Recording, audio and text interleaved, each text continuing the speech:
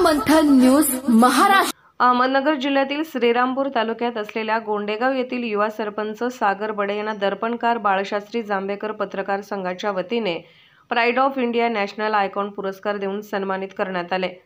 1 September 2024 रोजी rotary club सभागृह गंजमाळ शालिमार जवळ नाशिक येथे जी24 तास या राष्ट्रीय चॅनलचे मुख्य संपादक कमलेश सुतार, नाशिक येथील महाराष्ट्र समाज सेवा संघ संस्थेचे अध्यक्ष सुधाकर माळी, चित्रपट अभिनेते चिन्मय उदगीरकर, अभिनेत्री करिश्मा चव्हाण, धुळे लोकसभेच्या खासदार डॉक्टर शोभाताई बच्छाव, नाशिकचे खासदार राजाभाऊ वाजे, पत्रकार संघाचे अध्यक्ष डॉक्टर महेंद्र देशपांडे आदी मान्यवरांच्या हस्ते पुरस्कार देऊन गौरवण्यात आले।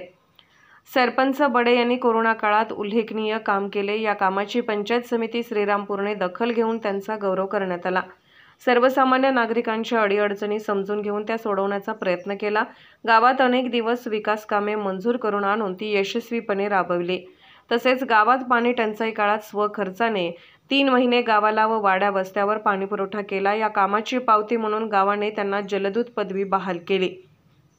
त्यांच्या आदी कामाची दखल घेऊन त्यांना हा पुरस्कार देण्यात आला। शासनाच्या विविध योजना गावात यशस्वीपणे राबवणे आदी कामाची दखल घेऊन या पुरस्कारासाठी बडे यांची निवड करण्यात आली आहे।